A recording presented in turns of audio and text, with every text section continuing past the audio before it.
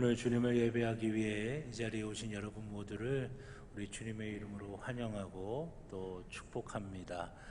우리 이 시간 하나님께 우리의 마음을 모아 하나님을 바라보며 우리 다 같이 일어나셔서 임내찬송 38장 찬양하시면서 하나님께 예배하시겠습니다.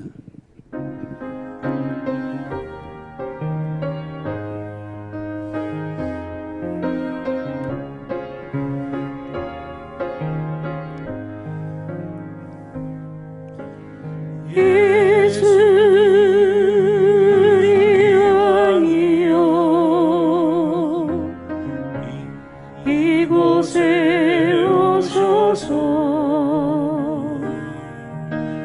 우리가 함께 드리는 영광을 받아 주소서. 우리는 주님의 백성, 주님을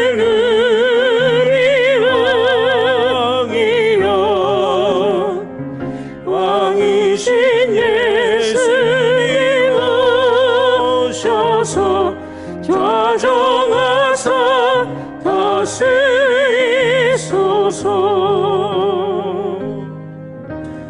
예수 우리 주시여,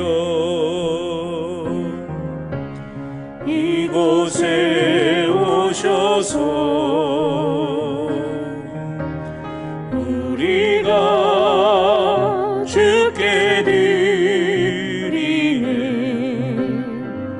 찬양을 받아 주소서. 우리는 주님의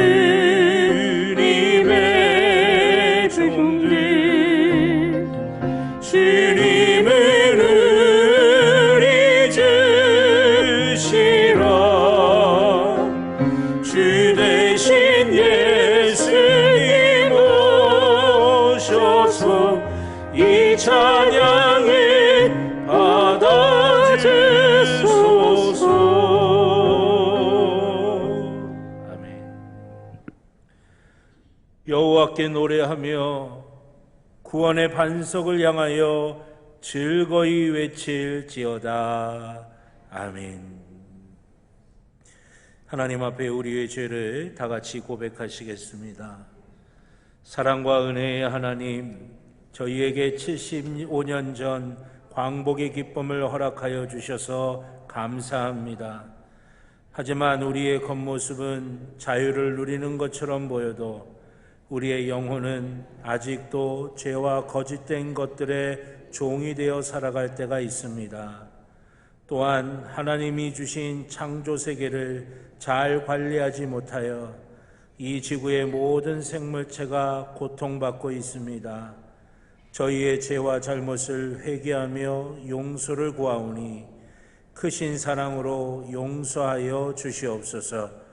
우리를 사랑하셔서 죄에서 구원하여 주신 예수님의 이름으로 기도드립니다. 아멘. 지난 한 주간 우리의 모든 개인적인 죄를 주님께 참여하며 회개의 기도를 드리겠습니다. 살아계신 아버지 하나님, 지난 한 주간 제가 지었던 모든 죄를 주님 앞에 참여하며 용서를 구합니다.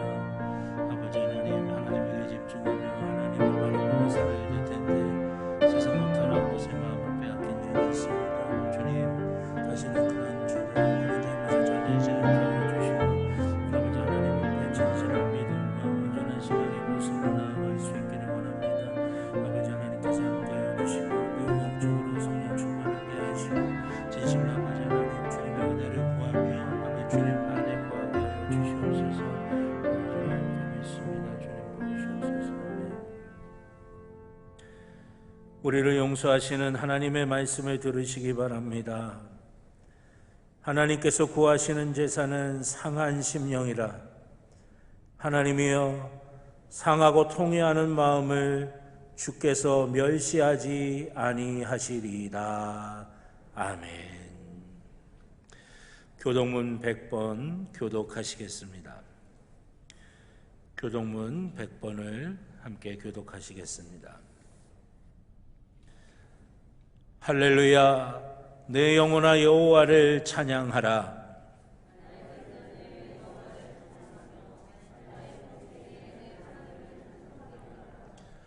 귀인들을 의지하지 말며 도울 힘이 없는 인생도 의지하지 말지니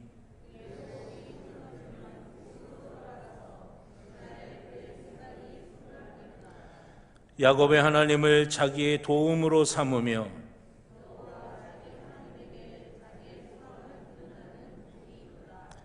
여호와는 천지와 바다와 그 중에 만물을 지으시며 영원히 진실함을 지키시며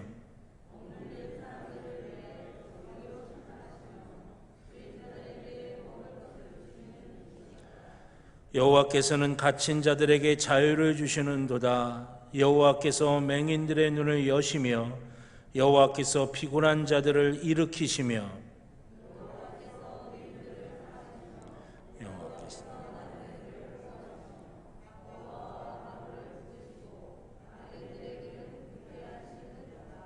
아멘. 사도신경으로 우리의 신앙을 고백하시겠습니다. 나는 전능하신 아버지 하나님 천지의 창조주를 믿습니다. 나는 그의 유일하신 아들 우리 주 예수 그리스도를 믿습니다. 그는 성령으로 잉태되어 동정녀 마리아에게서 나시고 본디오 빌라도에게 고난을 받아 십자가에 못 박혀 죽으시고 장사된 지 사흘 만에 죽은 자 가운데서 다시 살아나셨으며 하늘에 오르시어 전능하신 아버지 하나님 우편에 앉아 계시다가 거기로부터 살아있는 자와 죽은 자를 심판하러 오십니다. 나는 성령을 믿으며 거룩한 공교회와 성도의 교제와 죄를 용서받는 것과 몸의 부활과 영생을 믿습니다. 아멘. 만복의 근원 하나님 온 백성 찬송 드리고 조천사여 찬송하세. 찬송 성문 성자 성령 아멘.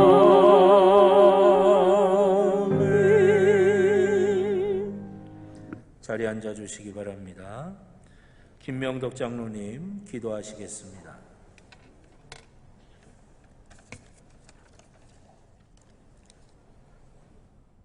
존귀와 영광을 받으시기에 합당하신 하나님, 이 시간 감사와 찬양을 하나님께 드립니다.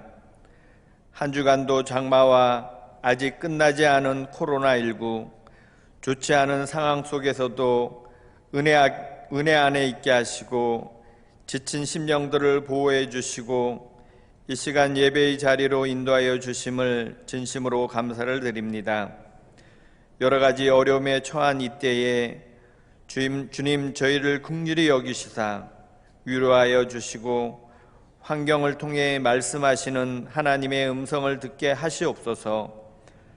또한 도우시는 에베네셀의 하나님을 체험하게 되고 승리케 하시는 여호와 니시의 하나님을 고백하는 저희들 되게 하여 주시옵소서. 이 예배를 통해 우리의 모든 부족한 것들이 채워지고 부끄러운 모습들이 덮어지고 오직 그리스도의 모습으로 변화되는 시간들 되게 하여 주시옵소서. 이제 중고등부 여름 캠프를 시작으로 교회 학교 여름 행사를 진행하는 가운데 있습니다. 이 모든 행사가 주님의 섭리 가운데 은혜로운 행사가 되게 하시고 교사들과 어린 심령들을 성령 하나님의 크신 계획 가운데 부르짖는 기도마다 응답받고 받은 은혜를 깊이 간직하는 축복의 현장들이 되게 하여 주시옵소서. 무엇보다도 안전으로 지켜주시고 여름 행사에 참여한 어린 영혼들이 꿈과 비전을 갖게 하시사 다니엘과 요셉 같은 영적인 지도자들로 온전히 성장할 수 있도록 주님 역사하여 주시옵소서. 오늘도 귀한 말씀을 선포하시는 담임 목사님을 기억하시사 성령의 권능으로 붙잡아 주시어 주님의 말씀을 대언하실 때 권능과 권세의 입술이 되게 하시며 그 말씀이 우리의 마음밭에 온전히 심기어 삶의 변화로 나타나는 놀라운 역사의 시간이 되기를 소망합니다. 우리의 삶 전체가 주님을 향한 예배이기를 원하오며 거룩하신 우리 주 예수 그리스도의 이름으로 기도드립니다. 아멘. 하늘에 계신 아버지 이름 거룩하사 주님 나라 임하시고 계신 이루어 지다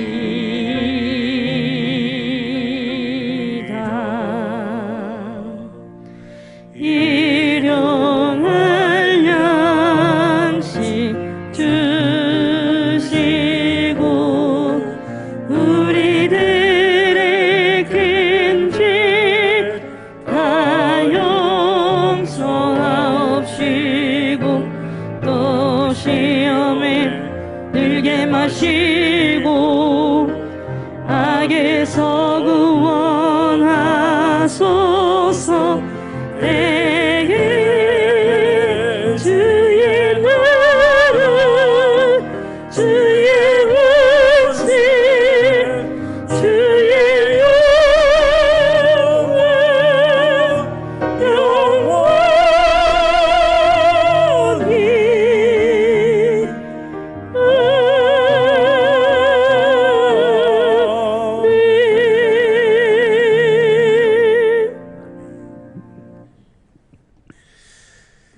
오늘 우리에게 주신 하나님의 말씀은 신약성경 누가복음 4장 16절부터 19절까지의 말씀입니다. 신약성경 94쪽입니다. 누가복음 4장 16절부터 19절까지의 말씀입니다.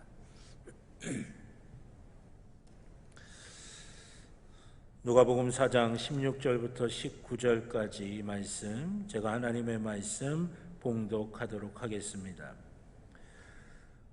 예수께서 그 자라나신 곳 나사렛에 이르사 안식일에 늘 하시던 대로 회당에 들어가사 성경을 읽으시려고 서심해 선지자 이사야의 글을 들이거늘 책을 펴서 이렇게 기록된 데를 찾으시니 곧 주의 성령이 내게 임하셨으니 이는 가난한 자에게 복음을 전하게 하시려고 내게 기름을 부으시고 나를 보내사 포로된 자에게 자유를 눈먼 자에게 다시 보게 함을 전파하며 눌린 자를 자유롭게 하고 주의 은혜의 해를 전파하게 하려 하심이라 하였더라. 아멘. 기도드리겠습니다. 하나님 감사합니다. 오늘 주의 날 주님을 예배하는 저희 가운데 함께하여 주셔서 저희가 살아있는 예배를 주님 앞에 온전히 드리게 하여 주시옵소서. 영으로도 예배를 하라 말씀하신 주님, 저희의 마음을 다하고 뜻을 다하고 힘을 다하여 우리의 영으로 주님을 기뻐하며 예배하게 하여 주시사 이 예배를 통하여 예비하시고 준비해 놓으신 하나님의 놀라운 은혜와 놀라운 복이 우리 가운데 충만하게 임하게 하여 주시옵소서. 우리의 어리석음을 주의 지혜로 바꾸시고 우리의 능력 없음을 주님의 능력으로 채우시며 하나님의 선한 역사를 누리는 복된 시간 되게 하여 주시옵소서. 특별히 이 시간 주의 말씀 앞에 섭니다. 아버지 하나님, 우리의 신앙이 말씀 위에 굳건하게 세워지는 신앙 되게 하여 주셔서 우리의 감정 따라 흔들리지 않게 하시고 우리의 상황 따라 흔들리지 않게 하여 주셔서 어디에서든 아버지 하나님 믿음의 뿌리를 굳건하게 내려 30배, 60배, 100배의 결실을 얻는 귀한 축복된 주의 자녀들 되게 하여 주시옵소서. 부족한 종의 입술에 성령의 기름을 부으시사 사람의 말이 아닌 하나님의 말씀이 되게 하여 주시고 사랑하는 성도들의 심령마다 함께 하여 주셔서 하나님의 말씀이 하나님의 말씀으로 들려지는 귀한 복과 은혜가 있게 하여 주시옵소서. 감사드리며 예수님의 이름으로 기도드렸습니다. 아멘. 할렐루야, 할렐루야. 오늘도 예비하신 하나님의 은혜와 복이 저와 여러분들 가운데 가득하시기를 우리 주님의 이름으로 축원합니다. 우리 가슴에 손을 대고 함께 고백하시겠습니다. 나는 하나님의 복입니다. 아멘. 내가 가는 길은 복된 길이고 내가 앉는 자리는 복된 자리입니다. 아멘. 예배는 회복입니다. 예배는 능력입니다. 예배는 축복입니다. 아멘. 오늘 예배 가운데 함께 하시는 하나님을 마음껏 경험하시고 또 누리시고 또 하나님의 은혜와 복 가운데 거하시는 저와 여러분 모두가 되기를 주님의 이름으로 축원합니다. 오늘은 누가복음 4장 16절부터 19절의 말씀을 가지고 영적인 광복을 누리십시오라고 하는 제목으로 함께 말씀의 은혜를 나누고자 합니다. 말씀에 귀 기울이시고 또 말씀을 기대하고 또 말씀에 붙들려서 하나님의 복 가운데 살아가는 저와 여러분들 되시기를 다시 한번 주님의 이름으로 축원합니다. 올해는 우리나라 광복 75주년 되는 해입니다. 또 오늘은 그 광복 75주년을 우리가 기념하고 감사하는 그런 주일입니다. 여러분, 이 광복이라고 하는 이 말은 문자적으로 해석을 하면 빛이 회복되었다라고 하는 의미예요. 잃어버렸던 빛을 다시금 회복하게 되었다라고 하는 게 광복이 가지고 있는 문자적인 의미입니다. 그것을 우리나라가 일본의 식민지 됐던 때, 식민지 되었던 상황과 연결해서 생각해 보면 이 광복이라고 하는 의미는 바로 일본에게 빼앗겼던 나라, 즉 우리의 주권을 다시 회복한 것, 그것이 바로 광복이다라고 그렇게 말할 수가 있을 것입니다. 일본의 식민지가 되어서 여성들은 위안부로, 남성들은 강제징용과 군인으로 끌려가고 또 말과 글을 잃어버리고 물자들을 다 착취당하는 그 고난에서 벗어난 것, 그것이 바로 광복이라고 하는 것입니다. 그런데 이 광복절은 75년 전에 단순히 일본에게서 해방된 것, 일본의 식민지 생활에서 벗어난 것, 그것만을 의미하는 것일까? 이 광복절에 우리가 정말 광복이 되었는지 해방이 되었는지를 우리는 깊이 살펴봐야 합니다. 아직도 우리를 얽매이고 만들고 아직도 우리가 포로되게 만들고 아직도 우리를 짓누르는 그 무엇인가가 우리에게는 없는가라고 하는 것을 살펴봐야 한다는 것이에요. 더 나아가서 우리가 신앙적으로 영적인 광복을 진정으로 누리고 있는가라고 하는 것도 우리는 살펴볼 필요가 있다는 것입니다. 오늘 본문의 말씀은 주님께서 당신이 왜 이 땅에 오셨는지를 말씀하고 계시는 그런 본문입니다. 이사야서의 말씀을 통해서 주님께서 왜 이 땅에 오셨는지, 무슨 이유로, 무슨 목적으로, 무엇을 위하여 이 땅에 오셨는가를 우리에게 말씀해 주고 계십니다. 그 이유가 뭡니까? 주님이 왜 이 땅에 오셨다고 말씀하십니까? 그것은 바로 우리로 하여금 영적인 광복, 영적인 해방을 누릴 수 있게 하시기 위해 주님이 이 땅에 오셨다라고 하는 것이에요. 그럼 주님께서 우리로 하여금 영적인 광복, 영적인 해방을 누릴 수 있게 하기 위해서 어떤 것을 하셨는가 오늘은 그것을 살펴보고자 합니다. 제일 첫 번째로 주님은 가난한 자에게 복음을 전하셨습니다. 가난한 자에게 복음을 전하시는 것을 통해 우리에게 영적인 광복과 영적인 해방을 주셨다고 하는 것입니다. 여기서 말씀하시는 가난은 물질이 있고 없음에 따라 구별되어지는 그 가난이 아니에요. 물질이 적은 그 가난을 이야기하는 게 아니라고 하는 것입니다. 여기서 주님이 말씀하시는 가난은 바로 영적인 가난을 말씀하고 계신 것입니다. 여러분, 인간은 영적인 존재이기 때문에 육적인 것이 아무리 만족스러워도 영의 문제가 해결되어지지 못하면 진짜 만족할 수가 없는 거예요. 진짜 행복할 수가 없는 것입니다.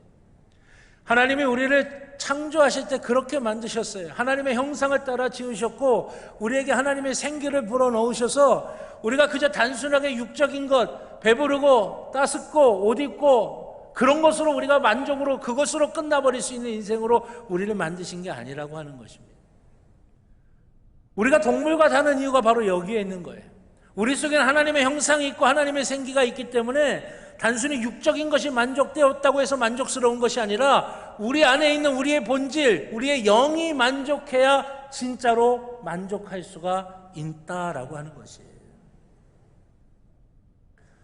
돈이 많아도 권력이 많아도 사람들에게 수많은 인기가 있어도 우리의 영혼이 만족스럽지 못하면 우리는 진짜 만족하고 행복할 수가 없는 것입니다. 그런데 우리가 이 땅의 삶을 살아가다가 거친 광야 같은 이 땅의 삶을 살아가면서 또 사단의 종로를 타고 세상의 것에 우리가 이끌려 그렇게 유혹에 빠지며 살아가다가 우리의 영의 만족스러운 것들을 다 잃어버리게 되는 거죠. 그러다 보니 우리가 허탄한 것에, 진짜가 아닌 것에, 영적인 것을 만족하기 위해서 신비하고 감동적인 것에 우리가 늘 목매달리며 그렇게 생활하게 될 때가 있어요. 그걸 얻는다 하더라도 그저 잠시뿐인 만족인데 그것에 매달리면서 우리가 삶을 살아갈 때가 있다라고 하는 것입니다. 신앙생활 하면서도 마찬가지예요. 하나님의 말씀과 예배와 기도의 생활이라고 하는 가장 기초적인 것이 어찌 보면 좀 답답하고 좀 별거 없는 것 같고 그래서 뭔가 좀 신비하고 뭔가 좀 독특하고 뭔가 좀 특별한 것들을 우리가 구하다 보면 거기에 중독돼서 늘 거기에만 매달려 살게 되는 거예요. 기도원이라든지 기도처라든지 신령한 것들을 찾아서 막 헤매는 거예요. 여러분, 그게 나쁘다는 게 아닙니다. 그것이 우리의 신앙이 굳건하게 서는 데 있어서 필요한 것들이에요. 그리고 그것이 우리의 신앙이 굳건하게 서는 데에 도움이 되어야 합니다. 그러려면 두 가지의 전제 조건이 필요합니다. 첫째는 내가 신앙생활하는 신앙 공동체인 그 교회에 하나님께서 영적인 질서로 세워주신 목회자, 그 목회자의 지도 하에 그 모든 것들이 이루어져야 된다는 거예요. 왜냐하면 그래야 교회의 질서가 깨지지 아니하고 교회의 덕이 깨지지 아니하게 된다라고 하는 것이죠. 또 하나는 그것이 기초가 단단하게 세워진 가장 신앙의 기본적인 것들이 굳건하게 세워진 것 위에 세워져야 우리가 그저 눈에 보이고 자극적이고 신비한 것에만 중독되는 그런 신앙이 되지 않게 된다고 하는 것입니다. 제게 어느 아는 목사님이 집회를 인도해 달라고 부탁을 하셔서 이제 집회를 인도하러 갔습니다. 말씀을 전하고 이제 집회 기도하고 다 부흥회가 은혜롭게 끝났어요. 그 목사님 사무실에서 차를 마시면서 이런저런 이야기를 나누는데 그 교회 성도님 한 분이 이제 그 사무실에 들어오신 거예요. 근데 그 목사님이 계시는데 저한테 오셔갖고 뭐라고 이야기하시냐면 목사님 은혜 많이 받았어요. 저 목사님이 섬기시는 교회 다니고 싶어요. 목사님 부흥회 할 때마다 저 쫓아다니고 싶어요. 그러시는 거예요. 제가 그분 때문에 그 목사님하고 관계가 틀어질 뻔했어요. 아주. 걱정이 조마조마되더라고요. 도대체 안 되겠다 싶어서 제가 그분한테 그렇게 말씀드렸어요. 성도님, 저는 왔다가 가는 사람이에요. 제가 말씀을 전할 때 제가 그동안 했던 설교 가운데 말씀 가운데 그래도 가장 잘 준비되어진 말씀 몇 가지 추려서 또 매번 반복해서 집회 나갈 때마다 똑같은 내용들의 말씀을 하니까 그러는 거지. 성도님을 위하여 정말 눈물 흘려가며 기도해 주는 분이 누굽니까? 성도님 목사님이죠. 내일보다 더 기뻐하고 내일보다 더 안타까워하는 분이 누굽니까? 성도님을 위한 목사님이에요.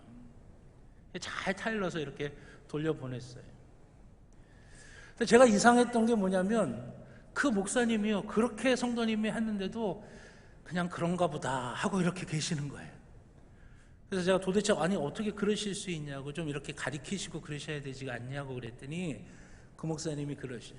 처음에는 야단도 치기도 하고 권면도 하기도 하고 가리키기도 해봤대요. 근데 매번 그러신다는 거예요. 주일에 예배도 잘 안 드리시고 봉사나 헌신 같은 것도 잘 안 하시고 이제 돌아다니면서 덕이 되지 않는, 또 교인들 상처 주는 그런 일들을 반복을 하시다가 교회에서 부흥회만 한다, 무슨 집회만 한다 그러면 그때 얼굴이 나오시는 거예요. 그러면서 정말 영적으로 피폐해지니까, 영혼이 잘못되니까 범사가 잘 안 되고 틀어지게 되는데도 본인이 그걸 깨닫지 못한 채 계속 그렇게 하고 있어서 너무나 안타깝다는 거예요. 여러분, 우리의 신앙이 이런 모습이 돼서는 안 되지 않겠습니까? 하나님께서는 우리로 하여금 그런 영적인 가난에서 벗어나기를 원하십니다. 영적인 가난에서 벗어날 수 있는 방법이 뭡니까? 그것은 내가 영적으로 가난하다는 것, 내가 영적으로 가난하고 갈급하고 있다라고 하는 것을 깨달아야 한다라고 하는 것이에요. 이건 다른 말로 표현하면 하나님의 은혜를 갈망할 수 있어야 되는 거예요. 하나님의 구원의 능력, 복음의 능력을 내 가운데 갈망하는 마음이 우리 가운데 있어야 된다라고 하는 것이죠.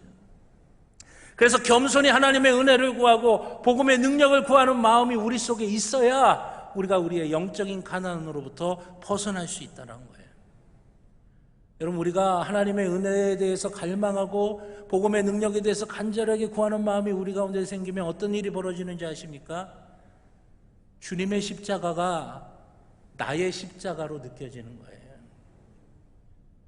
그냥 주님의 십자가를 보면서 그냥 그런 십자가가 아니라 주님의 십자가가 내가 달려 죽었어야 할 십자가, 근데 주님이 대신 달려주신 십자가, 나 때문에 주님이 죽으신 그 십자가, 주님의 사랑이 담긴 십자가, 나를 향한 은혜가 담긴 십자가로 보여지기 시작하는 것이에요. 그래서 주님의 십자가를 통해서 그 안에 주님의 사랑이 느껴지고 주님의 은혜가 느껴지고 주님의 계획이 보이고 그 주님의 약속이 보이는 것, 이럴 때 우리가 우리의 영적인 가난으로부터 벗어날 수가 있게 된다고 하는 것입니다. 사랑하신 여러분, 다른 어떤 게 아니라 십자가의 은혜와 복음을 붙들 수 있기를 주님의 이름으로 축원합니다. 그 십자가의 은혜와 복음을 갈망하고 그것을 붙들 때 주님의 십자가가 나의 십자가가 되며 그 십자가에 담긴 나를 향하신 하나님의 선하신 계획과 인도하심과 은혜와 하나님의 놀라운 마음이 우리 속에 느껴지게 되고, 그걸 붙들며 우리는 영적인 가난으로부터 벗어날 수가 있게 되는 것입니다. 그 은혜가 우리 가운데 있기를 주님의 이름으로 축원합니다. 두 번째는 자유롭게 하신다는 거예요. 무엇으로부터 우리를 자유롭게 하시느냐? 첫째는 포로된 것으로부터 우리를 자유롭게 하신다고 말씀하고 있어요. 여러분, 무엇의 포로입니까? 죄의 포로예요. 죄의 포로된 우리를 자유롭게 하신다는 거예요. 여러분, 인간의 모든 문제는 뭐로부터 시작이 되느냐? 죄로부터 시작이 됩니다. 죄는 죄의식을 낳습니다. 죄의식은 우리 속에 불안과 두려움을 낳게 해요. 그래서 우리가 포로되게 만드는 거예요. 자꾸만 우리를 올가매는 거예요. 그 죄가 꼼짝달싹 못하게 만드는 겁니다. 그러면 그 죄라고 하는 게 뭡니까? 뭔가를 행한, 나쁜 짓을 행한 것만이 죄가 아니에요. 성경은 그런 차원을 이야기하시지 않습니다. 성경이 말씀하시는 죄는 하나님으로부터 벗어나 있는 것, 그게 죄라고 하는 것이에요. 하나님을 떠나 있는 것, 하나님을 잃어버린 것, 하나님으로부터 벗어나 있는 것, 그것이 죄라는 것이에요.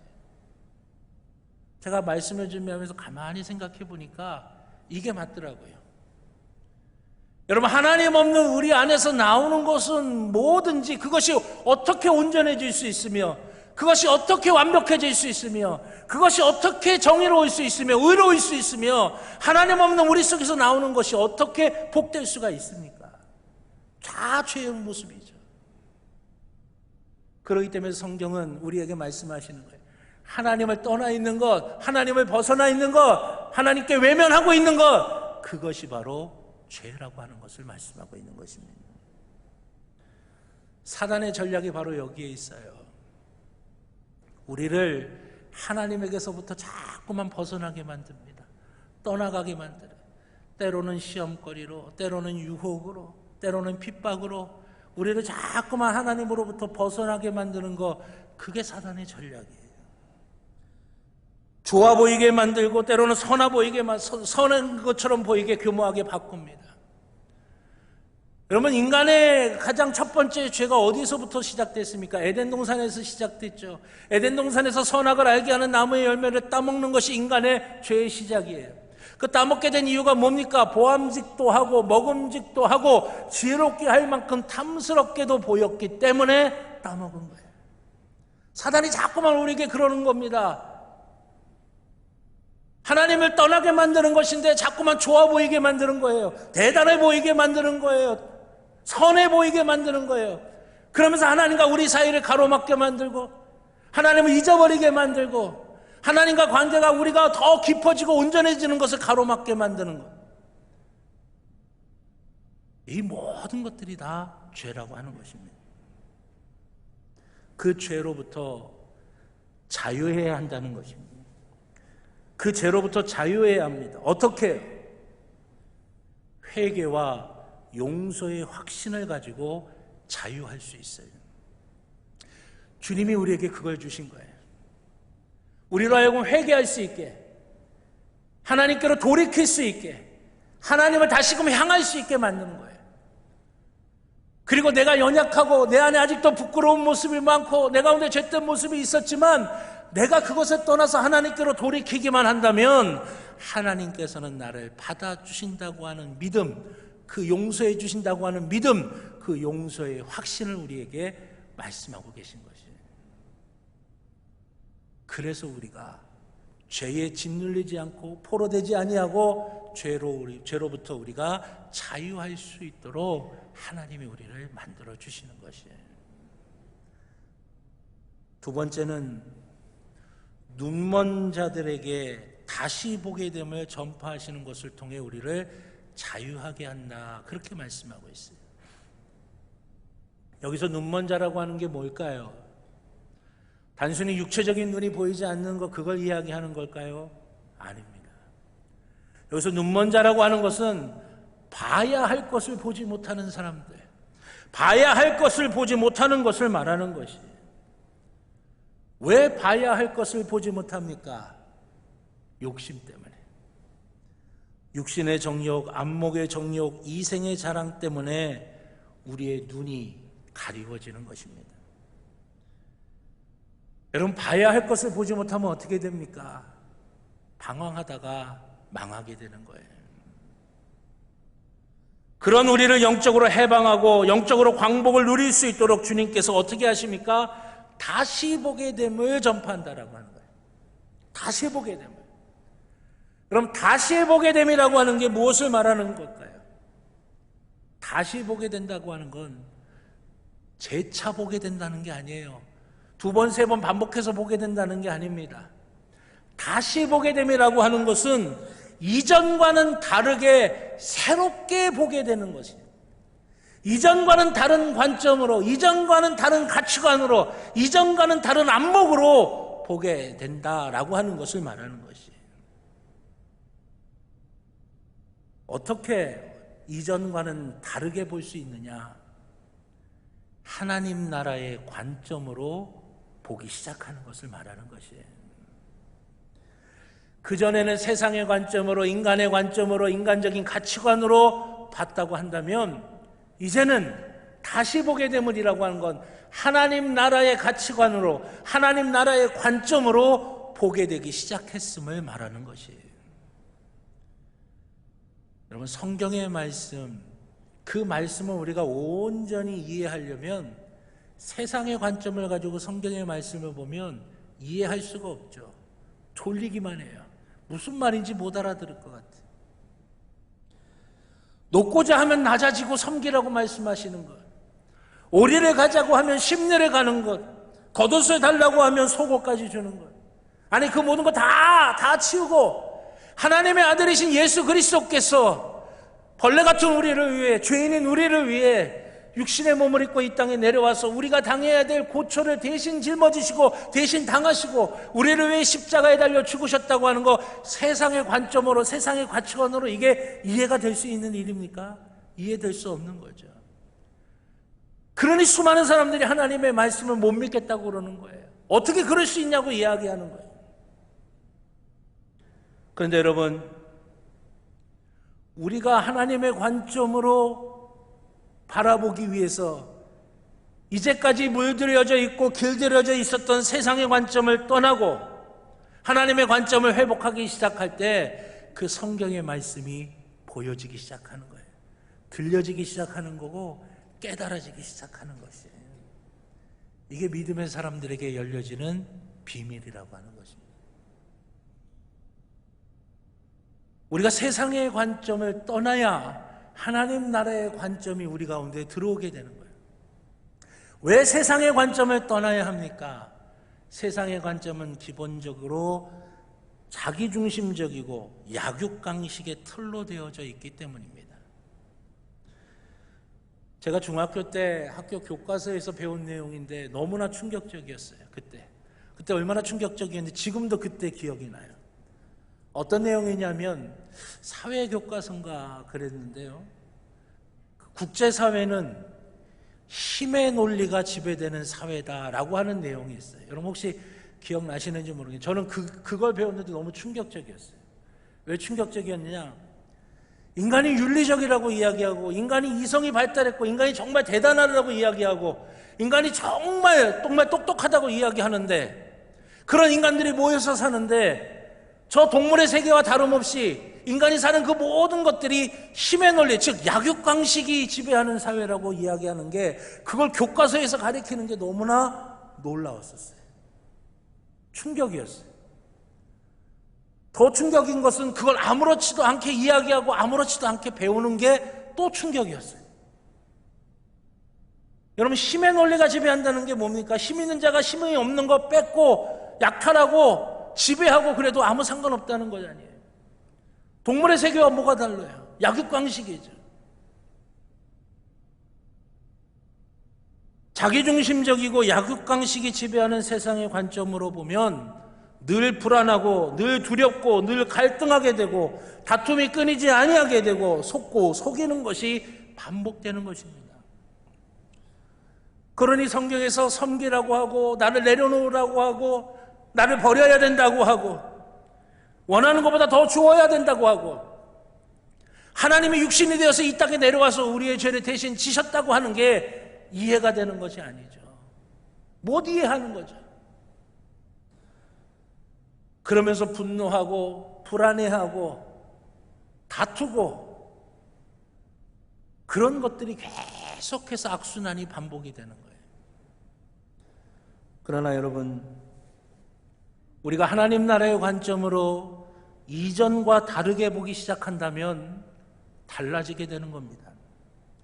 두려워하지 않게 되는 거예요. 걱정하지 않게 되는 거예요. 불안하고 긴장하지 않게 되는 것입니다. 왜 그렇습니까?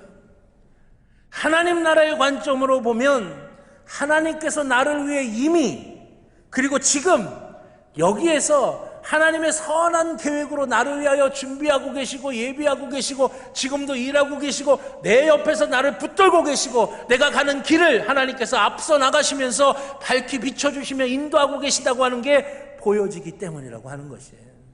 불안할 이유가 없는 거예요. 긴장할 이유가 없는 거예요. 걱정할 이유가 없는 거예요. 이삭처럼 우물을 팠는데 빼앗아가면 너 가져. 그리고 딴 데 가서 또 파도 하나님이 뚫어주실 걸 믿으니까. 또 와서 또 뺏어가면 너 가져. 그리고 딴 데 가서 또 파도 하나님이 더 좋은 걸로 채워주실 테니까. 이 하나님 나라의 관점으로 보게 되면 달라지게 된다고 하는 것이에요. 이 하나님 나라의 관점을 어떻게 가질 수 있습니까? 하나님의 나라를 소망할 때라고 하는 것이에요. 하나님의 나라를 소망하는 것, 이것이 하나님 나라의 관점을 가지는 방법이에요. 초대교회 교인들 한번 생각해 볼까요? 초대교회 교인들은 무지막지한 핍박과 박해 속에 있었어요.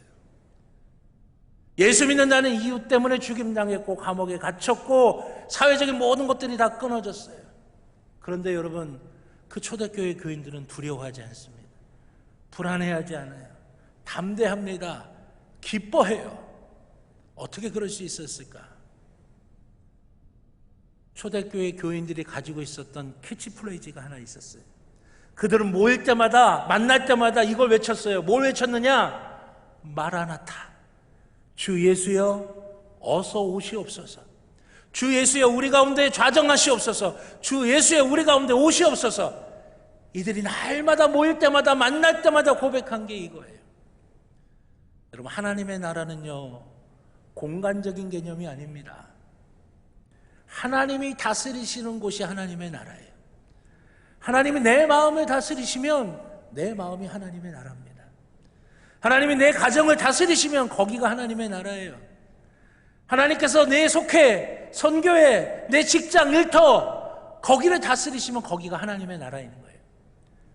그곳이 점점 많아지는 게 하나님 나라가 확장되는 것이고, 우리 주님이 다시 재림하셔서 전 세계가 하나님의 다스리심을 받는, 하나님의 뜻대로 되는 것, 그것이 바로 하나님의 나라가 임하신 것이다 라고 하는 것이죠. 그러니까 이 초대교회 교인들이 마라나타, 주님 오시옵소서, 어서 우리의 가정에, 우리 안에, 우리의 모임 안에 오시옵소서 고백하는 건 뭐예요? 여기가 하나님의 나라가 되기를 원합니다. 우리의 가정이, 내 마음이, 내가 만나는, 우리가 만나는 이 모임이 하나님 나라가 되기를 원합니다. 하나님 나라에 대한 끝없는 갈망이 있었던 거예요. 하나님 나라에 대한 끝없는 갈망이 있으니 하나님 나라의 관점으로 보게 되는 것이고, 하나님 나라의 관점으로 보기, 하나님께서 이미 지금 여기에서 나를 위하여 일하고 계시는 게 보이고, 나를 위한 하나님의 선한 계획이 보이는 것이고, 나를 위한 하나님의 놀라운 역사가 보이는 것이니 두려워하지 않고, 근심하지 않고, 긴장하지 않고, 불안하지 않고 담대하고 평안할 수가 있었던 것입니다. 주님은 바로 그것을 말씀하고 있는 것입니다. 세상의 관점으로 불안하고 긴장하고 두려워하고 있는 애들에게 하나님 나라의 관점으로 하나님이 주시는 평안과 만족과 담대함을 누리라고 말씀하고 있는 것이에요. 세 번째는 눌린 자를 자유롭게 해야 하는 것입니다. 우리 주님은 눌린 자를 자유롭게 하시며 우리에게 영적인 광복을 허락해 주시는 것이에요. 무엇에 눌렸습니까? 사단의 거짓된 논리에 눌린 것입니다. 잘못된 가치, 성장과 번영의 신화, 팽창주의라고 하는 거짓된 신화에 눌린 것입니다. 주님께서는 하나님의 나라에 대해서 쭉 설명을 하시는데, 하나님의 나라는 겨자씨와 같다라고 그렇게 말씀하셨어요. 겨자씨는 가장 작은 걸 이야기합니다. 근데 그 겨자씨가 심겨졌을 때 어떻게 되냐? 하나님께서 키우시는데 온갖 새들이 와서 다 깃들일 수 있는 커다란 나무가 되게 만들어 주신다라고 하는 것이, 이 말씀을 하시면서 이게 하나님의 나라다라고 당신의 제자들에게 말씀하셨어요. 하나님의 나라는 겨자씨와 같다. 작은 겨자씨가 돼야 온갖 새들이 와서 깃들일 수 있는 큰 나무가 될 수 있다는 것이에요. 내가 작아져야 합니다. 내가 억지로, 내가 인위적으로 내 힘으로 키우는 게 아니라, 내가 작아지면 누가 키우셔요? 하나님이 키우시는 거예요. 하나님이 크게 하시는 거예요.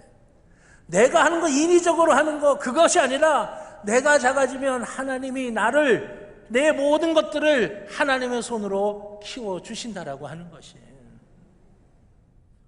오병이어를 드린 그 소년을 한번 생각해 볼까요? 보리떡 5개와 물고기 2마리, 자기가 먹을 모든 것이었어요. 그거를 주님 앞에 갖고 옵니다. 그 소년에게 남은 게 있을까요? 없을까요? 없어요. 아무것도 없어요. 그런데 그것이 주님의 손에 들려지니까, 그 소년이 그 오병이어를 주님께 드리니까 주님께서 그걸 어떻게 하셨어요? 그 소년뿐만이 아니라 주변에 있던 5천 명이 넘는 사람들이 배불리 먹고도 12광주리가 남게 되도록 만들어 주시지 않았어요. 사도 바울을 한번 볼까요?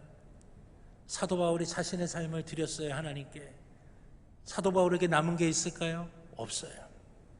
사도 바울의 학문도 가문도 사회적인 위치도 다 분초처럼 여기면서 하나님 앞에 온전히 드렸습니다. 사도 바울에게 남은 게 없어요. 그런데 하나님께서 그 사도 바울에 남은 것이 없는 그 인생을 붙드시니까 전 세계에 교회가 세워지고 구원받는 영혼들이 늘어나게 되고 사도 바울을 통해서 놀라운 역사들이 일어나도록 하나님이 만들어 주셨다라고 하는 것이에요. 누가 키우는 게, 누가 자라나게 하는 게 온전합니까? 내가 하는 게 아니에요. 하나님이 키우시고 하나님이 자라나게 하는 게 우리를 온전하게 한다라고 하는 것입니다. 우리의 문제는 뭔지 아십니까? 내가 힘이 없는 게 문제가 아니에요. 내가 작은 게 문제가 아닙니다. 더 많은 것이 없어서가 문제가 아니에요.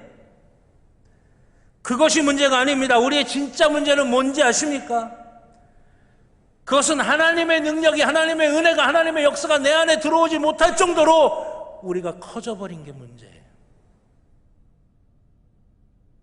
거짓된 신화의 성장과 팽창주의 속에서 그렇게 살아야만 된다고 세상에 우리를 윽박지르고 이끌어가는 것에 속아서 자꾸만 나를 키우려고 하다 보니 하나님이 우리 안에 들어오셔서 하나님이 우리를 키우고 하나님이 우리를 자라나게 하실 그 틈바구니조차 주지 않을 만큼 우리 스스로가 커져버린 게 그게 문제예요. 내가 작아질 때 하나님이 커지고 하나님이 커지실 때 하나님의 손으로 나를 키우셔서 우리를 온전하게 키워가는 것, 그것을 누려야 한다라고 하는 것입니다.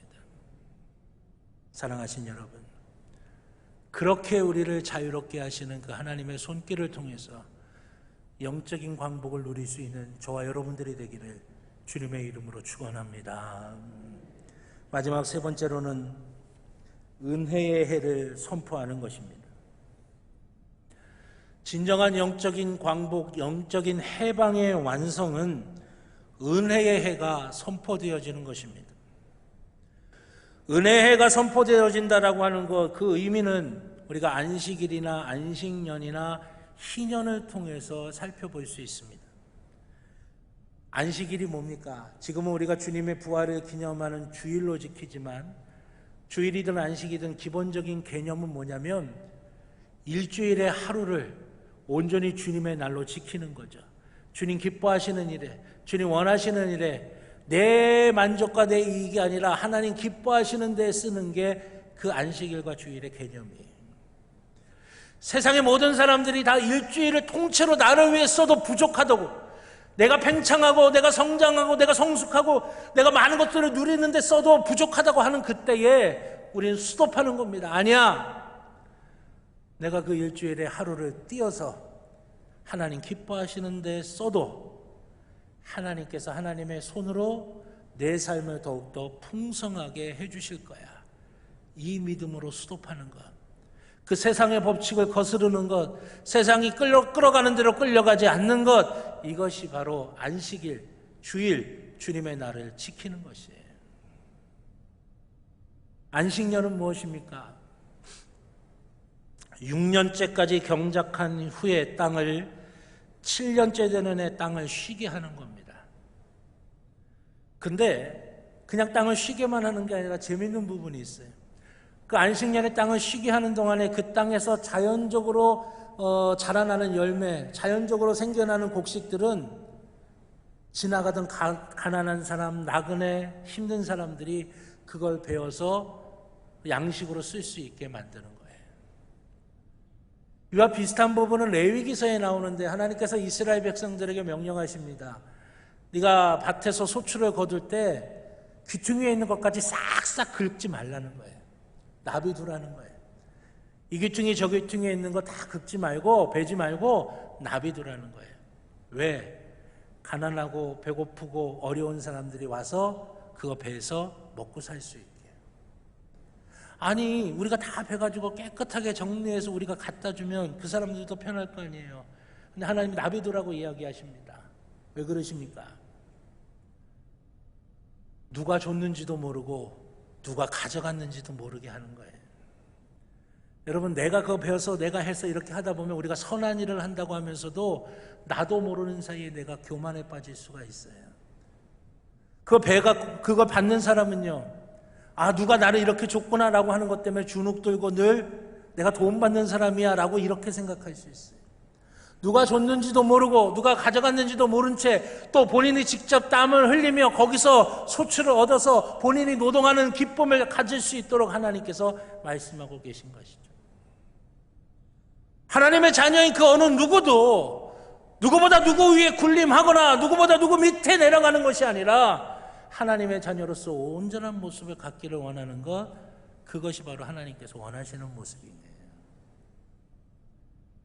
그리고 희년은요, 이 안식년이 7번 반복된 후 그 다음해인 50년째 되는 해, 원래 조상들로부터 물려받았던 땅, 그 토지가 회복되어서 주는 것, 그게 바로 희년의 의미예요. 여러분, 조상들로부터 물려받은 토지라고 하는 의미가 무엇인지를 잘 알아야 됩니다. 조상들로부터 물려받은 토지라고 하는 것은 이스라엘 민족이 애굽으로부터 탈출한 이후에 하나님께서 약속해 주신 약속의 땅 가나안에 들어갑니다. 가나안 땅에 들어가고 난 이후에 하나님께서 하나님의 백성인 이스라엘에게 하나님의 계획대로 하나님의 뜻대로 각 토지를 다 나눠서 분배해 줬어요. 그런데 시간이 지나면서 거기에 게으른 사람들이 나오고 나태한 사람들이 나오고 또 그러면서 땅을 매매하게 되고 또 사람들의 땅을 이제 가지게 되는 거야, 다른 사람들이. 조상들로부터 물려받은 토지라고 하는 것은 하나님께서 약속의 땅에 들어가서 백성들에게 나누어 주신 것인데, 그것이 하나님의 뜻에 어긋나게 되면 그 모든 과정들에 다 하나님이 다시 원상복귀시키는 거예요. 땅의 주인이 누구라는 겁니까? 하나님이시라는 거예요. 하나님이 원래 해주셨던 대로 회복하라고 50년마다 그렇게 하라고 명령하고 계신 것이에요. 이게 희년의 정신입니다. 이것이 뭘 의미합니까? 인간의 욕심과 인간의 죄 때문에 하나님께서 본래 우리에게 주셨던 것을 잃어버렸던 그 모든 것들 다 회복되어져야 된다고 하는 거예요. 다 새로워져야 된다고 하는 것입니다. 출애굽한 이스라엘이 약속의 땅에 들어가서 하나님께서 정해주신 대로 그 땅을 나누고 그렇게 살아야 되는데, 출애굽 당시 애굽에서 핍박당하고 학대받았던 이스라엘 민족, 그 애굽의 팽창주의, 성장주의 속에서 종으로서 그렇게 살던 이스라엘 백성들이, 하나님의 자녀들이 하나님께서 약속의 땅을 주셨는데 그 모습 다 잃어버리고 똑같이 애굽처럼 그렇게 살아서 되겠느냐? 하나님께서 50년마다 스톱을 시키시는 거예요. 제대로 돌아가야 돼, 제대로 돌아가야 돼 말씀하고 계신 거예요. 이것이 신약으로 넘어오면 어떻게 됩니까? 우리 주님께서 십자가에 달려 죽으시면서 구원의 길을 열어주셨고 당신의 자녀들에게 하나님 나라를 허락해 주셨다는 거예요. 그 길을 열어주셨지만 여전히 죄의 종로를 타고 여전히 세상에 끌려다니면서 그 하나님의 나라를 소망하지도 못한 채, 바라보지도 못한 채 다 잃어버리며 살아가던 당신의 사랑하는 자녀들이 돌아오기를 원하신다라고 하는 거죠. 여러분, 이게 희년 은혜의 해를 선포하는 것입니다. 더 이상은 세상의 관점과 세상의 가치관을 따르지 아니하고 하나님의 나라와 하나님 가치관을 가지고 살아야 하는 이스라엘 백성들, 즉 하나님의 자녀들 온전한 모습으로 회복하라고 하는 것이에요. 탕자의 이야기 잘 아시는 이야기입니다. 아버지가 돌아가시기도 전에 자기 몫의 유산을 달라고 이 배은망덕한 아들이, 그래서 그거 받아가지고 나가서 허랑방탕하게 다 썼어요. 거렁뱅이가 되었습니다. 그래도 그 마지막에 아버지를 생각하고 아버지께로 돌아옵니다. 근데 그 아버지가 어떻게 합니까? 그 아버지가 그 아들을 불쌍히 여겨요. 아들의 모든 지위를 다 회복해 줍니다. 사진 송아지를 잡고 잔치를 벌립니다. 이게 은혜예요. 우리가 뭘 해서가 아니라 우리가 하나님을 향해, 아버지를 향해 돌이켰다는 거 하나만으로 하나님은 오케이, 그거면 됐어. 이게 은혜예요. 하나님이 우리를 불쌍히 여기시는 거, 하나님이 우리를 회복시키시는 거, 하나님께서 돌봐주시는 거, 이게 은혜라고 하는 것이에요. 허물과 죄로 죽을 수밖에 없는 죄인인 우리를 하나님이 불쌍히 여기셨고, 하나님이 회복시켜 주셨고, 하나님께서 보살펴 주셔서 지금의 우리의 모습이 되었다라고 하는 거예요. 이게 은혜, 이것을 선포하는 게 은혜예요. 여러분, 우리가 그 은혜 받았음을 잊지 말아야 돼요. 나의 나된 것은 다 하나님의 은혜라. 사도 바울의 고백처럼 내가 하나님의 은혜로 말미암아 사는 존재라고 하는 거 잊지 말아야 돼요. 그리고 그것을 선포하고 증거하는 거, 은혜의 해를 선포하는 거, 증거하는 거, 그것이 우리의 삶이에요.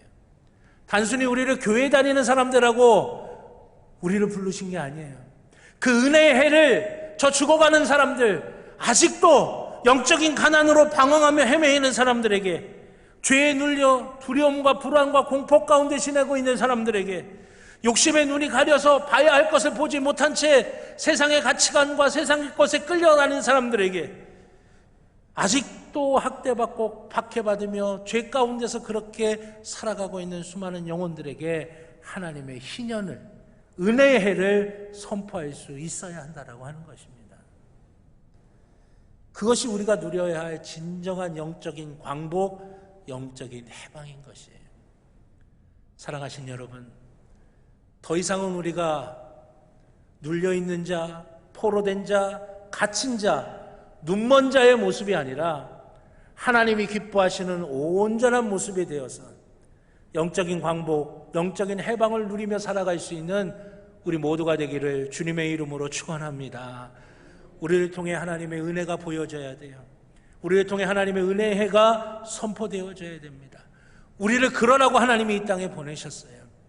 그런 일들을 감당하며 살아갈 수 있는 우리 평창제일교회 믿음의 식구들, 저와 여러분 모두가 되기를 우리 주님의 이름으로 축원합니다. 기도하겠습니다. 하나님, 간절히 원합니다.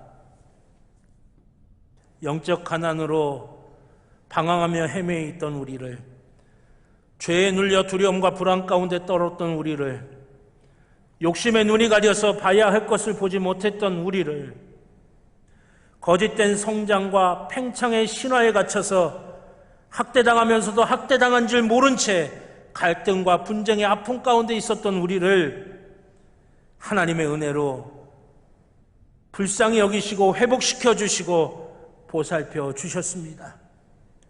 주님, 우리에게 그 은혜가 있음을 잊지 않게 하여 주시고 그 은혜를 증거하고 선포하는 귀하고 복된 주의 자녀들 되게 하여 주셔서 우리 속에 진정한 영적인 광복이, 영적인 해방이 주어지게 하여 주시옵소서. 이 광복절을 즈음하고 있는 이때에 기념하며 주님 앞에 드리는 이 주일 예배에 아버지 하나님 함께 하여 주시사 우리의 영혼이 진정한 광복의 기쁨을 누리는 복된 모습이 되게 하여 주시옵소서. 감사드리며 예수님의 이름으로 기도드렸습니다. 아멘. 찬송가 438장 우리 찬양하시면서 들으신 예물 하나님께 봉헌하시겠습니다. 마지막 절은 다 일어나셔서 찬양하시겠습니다.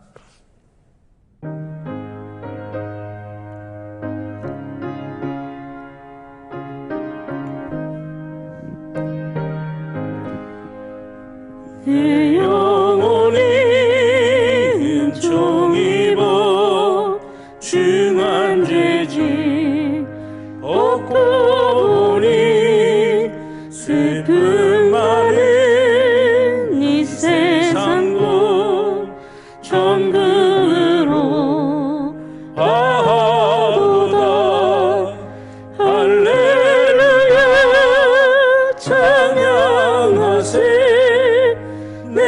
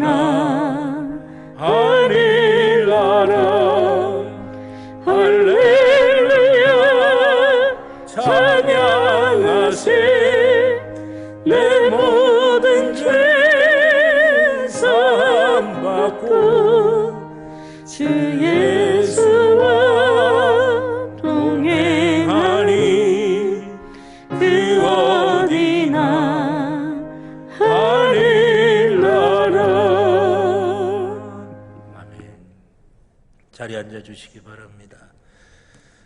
드리신 예물을 위해 기도드리겠습니다. 사랑과 은혜의 아버지 하나님, 주의 사랑하는 자녀들이 정성을 다해 준비한 예물 주님께 드립니다. 우리 하나님 기뻐 받으시는 거룩한 산제물인 줄로 믿습니다. 믿음 가지고, 사랑 가지고, 주님을 향한 간절함 가지고 아버지 하나님 기도하며 준비한 예물이오니 하나님 기뻐 받으시고 드린 손길들마다 하나님의 복으로 채워지게 하여 주시옵소서. 영혼 위에 늘 성령의 충만함 주시고 영혼이 잘되는 복을 누리게 하여 주시며 또한 육체 위에도 약한 것 병든 것 다 고쳐지게 하여 주시고 하나님의 선한 역사를 누리게 하여 주시옵소서. 가정 위에, 자녀 위에, 땀 흘려 일하는 일터 위에 하나님의 큰 복이 임하게 하여 주시고 아버지 하나님의 은혜 위에 은혜를 누리게 하여 주시옵소서. 주님, 날마다 믿음의 기쁨과 감격 속에서 감사하며 살게 하여 주시고 하나님을 향한 만족과 기쁨을 누리며 살게 하여 주시옵소서.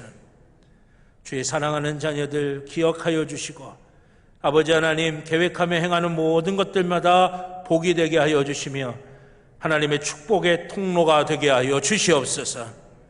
예물이 쓰여지는 곳 기억하여 주셔서 하나님의 뜻이 이루어지는 하나님 나라 세워가는 데에 귀하게 쓰임받게 하여 주시옵소서. 감사드리며 예수님의 이름으로 기도드렸습니다. 아멘. 감사드립니다. 교회 소식 몇 가지 말씀드리겠습니다. 주보 교회 소식란에 참조해 주시기 바랍니다. 예배당에서는 방역 지침을 준수해 주시기를 바라겠고요. 또 방역 지침에 따라 저희 교회 예배가 진행이 되고 있습니다. 여러분들 참조해 주시기를 바라겠고요. 오늘 오후 예배는 구여선교회 헌신 예배로 드리고 다음 주 오후 예배는 11여선교회 헌신 예배로 드립니다. 교육부 교회학교 여름 행사가 어제 우리 학생부 중고등부 수련회 시작으로 이제 시작이 되고 있습니다.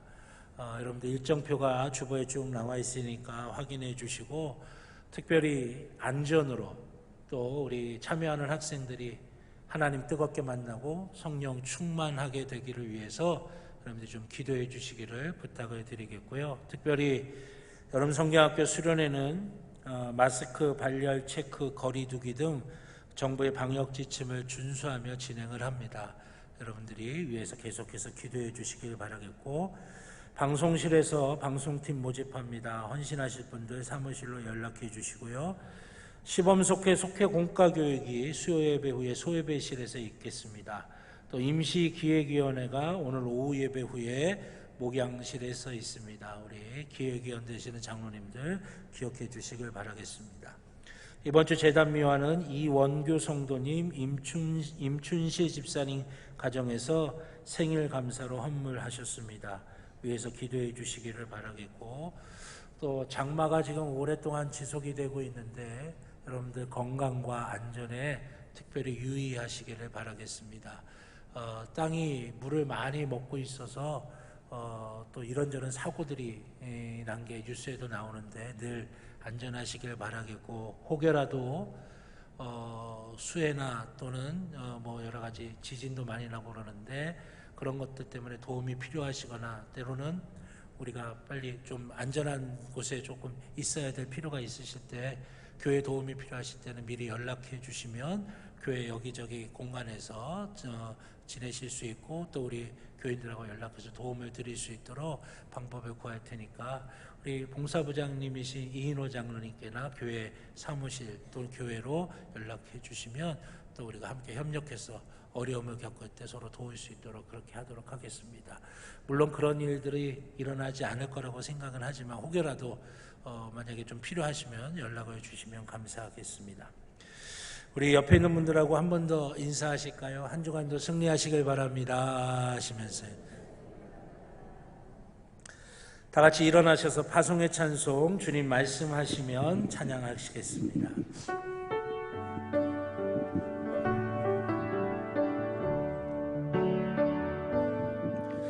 주님 말씀하시며 내가 나아가리다. 주님 뜻이 아니면 내가 멈춰서리다.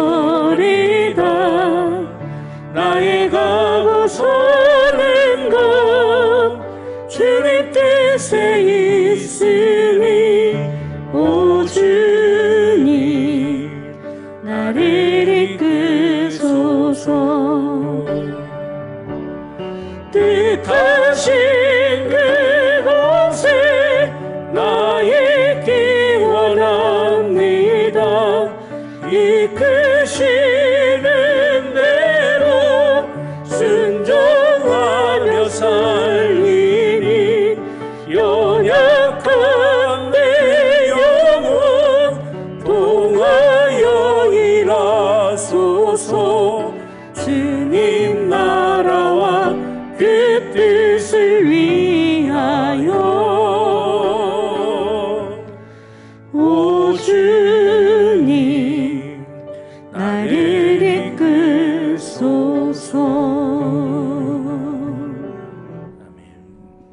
하나님, 사랑하는 주의 자녀들을 주의 손으로 붙들어 주시기를 원합니다. 세상이 소동하고 요란합니다. 여러 가지 이야기들이 우리의 마음을 불안하게 만들기도 합니다.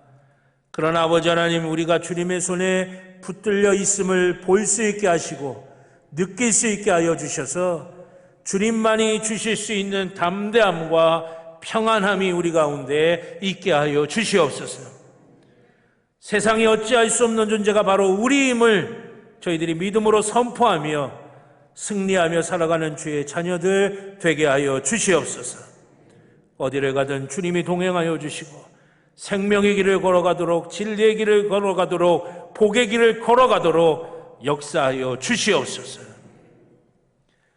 이제는 우리 주 예수 그리스도의 구원의 은혜와 하나님 아버지의 무한하신 사랑하심과 성령님의 감화 감동 인도하여 주시는 귀한 은총이 사랑하는 주의 자녀들의 머리 위에, 그 가정 위에, 땀 흘려 일하는 일터 위에, 살아가는 모든 삶의 길들 위에 이제로부터 영원토록 함께하여 주시옵기를 간절히 축원하옵나이다. 아멘.